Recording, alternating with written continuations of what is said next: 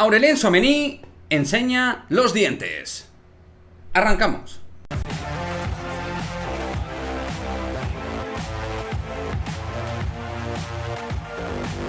¿Qué pasa, chicos? Muy buenas, bienvenidos a un nuevo vídeo aquí en Madridismo al Día TV, vídeo en el cual vamos a hablar de Aurélien Tchouaméni y de su gran partido frente al Celta de Vigo. Tchouaméni enseña los dientes y además, como dijimos en el postpartido frente al Celta, pues realmente en un día importante para él, en lo que es la era post Carlos Enrique Casemiro, y donde todos los focos, chavales, estaban puestos en Tchouaméni.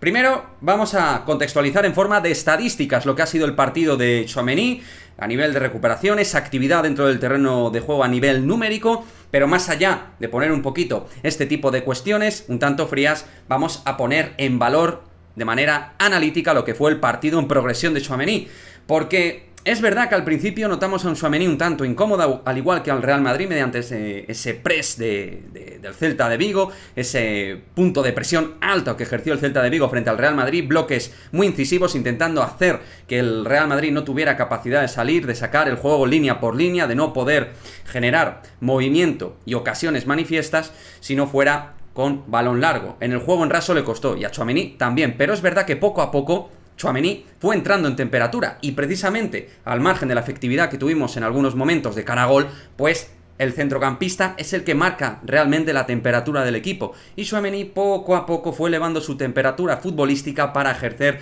de líder dentro del Madrid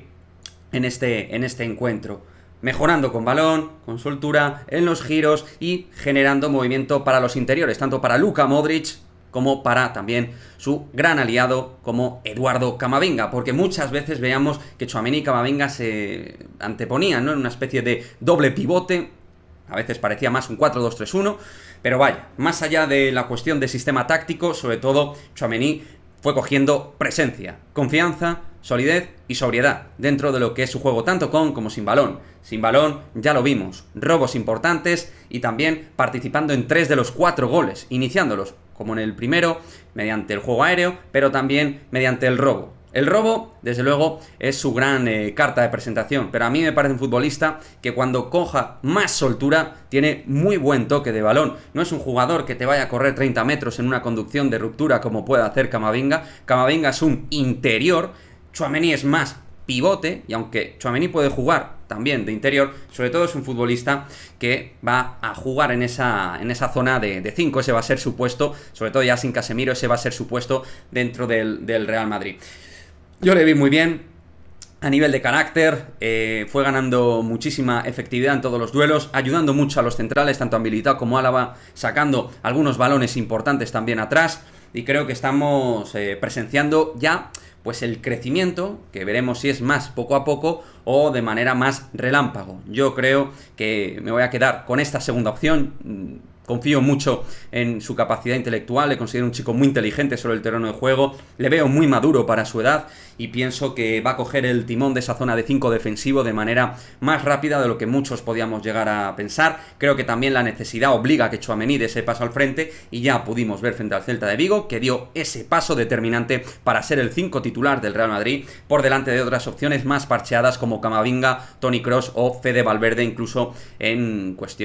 una situación donde sea sumamente necesario porque haya muchas bajas en el equipo. O sea que muy bien Tchouaméni, y va a ocupar mucho campo. Muchísimo campo en el terreno de juego, ya frente al Celta lo vimos, ocupando muchas situaciones, va a ayudar en la presión alta, que eso es algo que va a tener que mejorar todo el equipo a nivel de trabajo colectivo, a nivel de trabajo coral. En la primera parte vimos que al Real Madrid le costó robar, al propio Tchouaméni también, pero con el paso de los minutos eso mejoró, la presión también, y en eso también creo que Tchouaméni va a ser absolutamente epicentral para que el equipo mejore en lo que es la presión táctica que pueda ejercer en campo rival el Real Madrid. Así que muy satisfactoria para mí la labor de Tchouaméni en este segundo partido oficial de Liga para el centrocampista francés, esta vez como titular, en un contexto complicado sin Carlos Enrique Casemiro, en un contexto difícil porque toda la prensa mediática estaba con el foco puesto sobre él, todo el mundo en redes sociales, creo que de manera premeditada, estaban casi dictando sentencia en contra de las funciones futbolísticas de Tchouaméni. Tampoco esto quiere decir que ya, tras este muy buen partido de Tchouaméni, esté todo ya hecho. Obviamente tiene que seguir trabajando, progresando y mejorando, pero este desde luego, sí amigos, es el camino que tiene que tomar Aurélien Tchouaméni en este Real Madrid 2022-2023. Como digo, para mí, gran partido de Tchouaméni. Le puse de MVP junto a Vinicius Junior, también por supuesto Luka Modric, jugador clave, con asistencia, con golazo en un momento importante además cuando íbamos empate, pero para mí el jugador, la constante del Real Madrid fue Aurélien Tchouaméni. ¿Con qué os quedáis vosotros de Tchouaméni dentro del partido? Para vosotros, ¿qué fue lo más importante, lo más interesante? Como siempre, os leo y nos vemos en el próximo vídeo. ¡Chao, chao!